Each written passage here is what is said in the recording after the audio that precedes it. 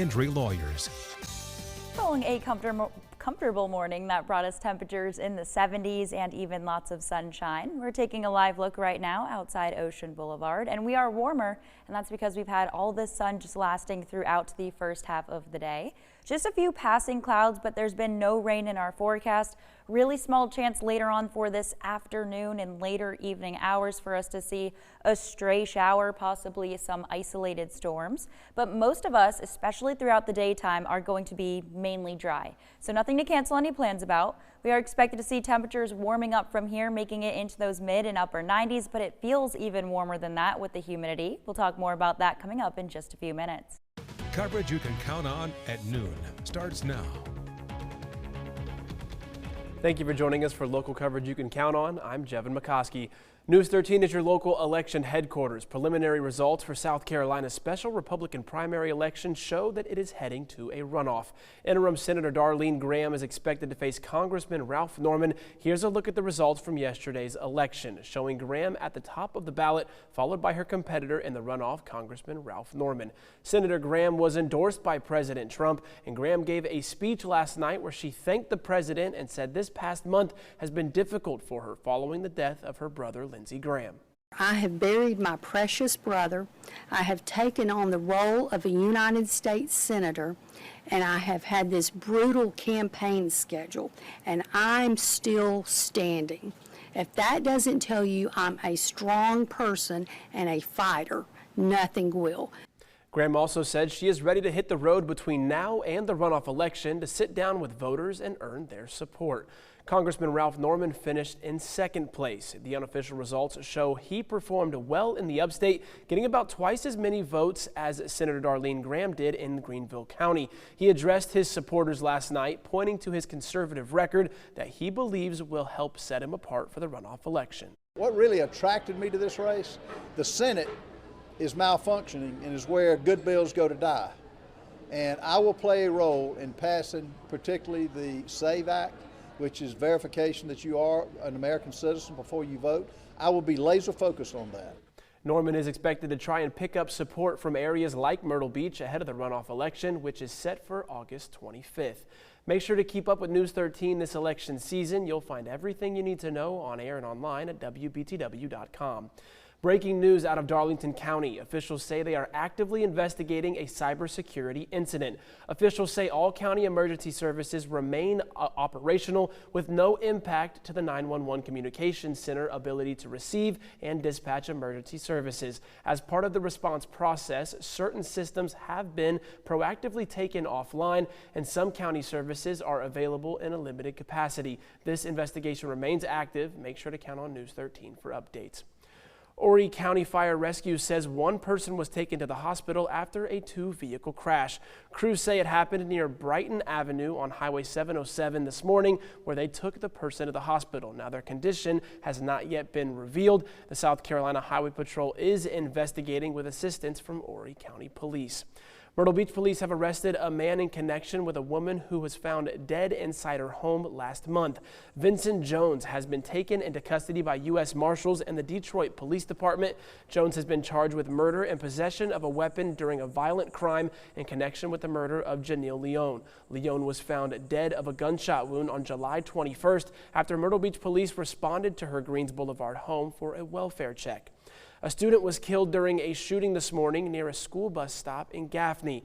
The Cherokee County School District confirmed it is aware of a shooting and says that law enforcement is actively handling the situation and there is no current danger to the school or students in the area based on the information available at the time. Gaffney Mayor Lyman Dawkins III told our sister station in Spartanburg that the victim killed during the shooting was a student. This is a developing story and you can count on News 13 for updates. After months of negotiations, Duke Energy is asking the North Carolina Utilities Commission to approve a settlement agreement that would lower proposed rate hikes. Duke Energy originally proposed raising residential rates by 18% over 2 years. The settlement cuts that nearly in half to 9.3%. Duke Energy says the rate increase is needed to cover future investments into the grid. We really need to balance ensuring a reliable system and able to make those investments in order for us to provide that reliable service to our customers while also taking into context affordability. And we believe this comprehensive settlement provides that right balance.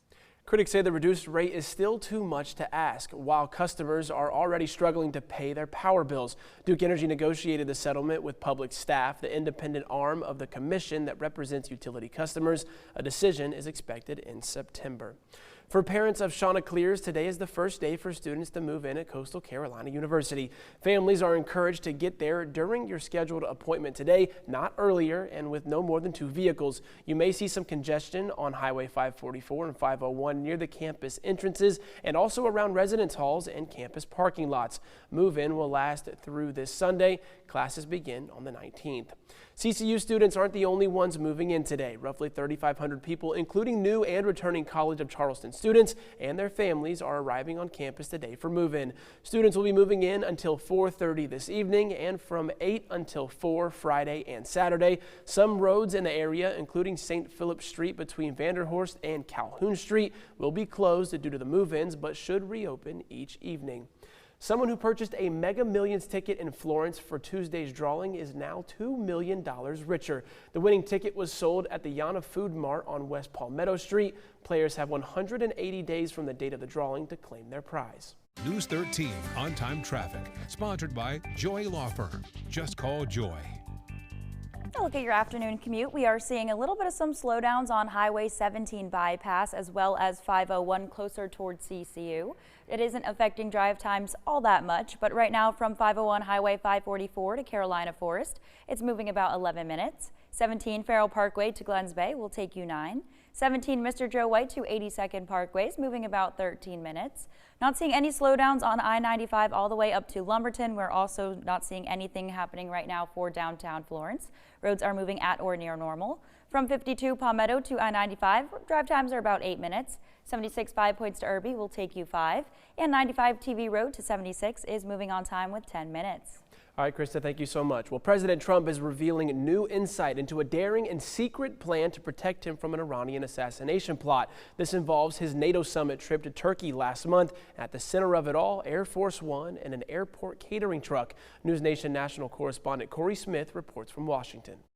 Facing reporters for the first time since pulling off this elaborate ruse back in July, the president says he was simply doing what Secret Service told him to do. At the time, he did not have specific details about the threat coming from Iran, but says he made the decision to switch planes because he was advised by the Secret Service. Here's the president speaking on Tuesday night. I go by Secret Service and the military. They wanted me to go on a different flight, a different plane, equal safety, but they wanted me to do it, so I do it. I do what they say. I guess there was a threat out there. I didn't really ask too much about it. I get a lot of threats. The specific threat, according to reports, was a plot to shoot a missile at Air Force One as it left Turkey. New this morning, the New York Times, citing 2 U.S. officials, is reporting Iran knew significant details about the president's stay in Turkey, including where he was staying, even the floor of the building he was on. That spurred this secret operation to have the president switch planes. Before he left Ankara, Turkey, he boarded Air Force One, but then hopped into a waiting catering truck and was driven to another plane for the flight to the UK, where he later switched over to the Qatari-gifted Air Force One. Still unclear as to why the press and even some White House staffers who flew on the targeted Air Force One plane were not informed of a possible threat, as has been the case in plane switches with past presidents. Why was it too dangerous for you to fly on Air Force One, but not too dangerous for the I think press? actually the plane that I flew on was at greater risk. Why I think do you it was say at that? greater risk because that would be the plane I think that they would be more likely to go for. The president seemed to shrug off the ordeal, saying he faces many threats because he is a consequential president. When asked if he had been worried about an Iranian missile attacking the plane, the president said he doesn't worry about anything. We should point out this is not the first time Secret Service has used an elaborate scheme like this to protect the president. Back in 2000, then President Bill Clinton flew from India to Pakistan on an unmarked jet. His staff and the press were in Air Force One following behind and were informed about the threat. At the White House, Corey Smith, News Nation. Coming up on News 13, what new equipment upgrades immigration enforcement officers will see in the near future.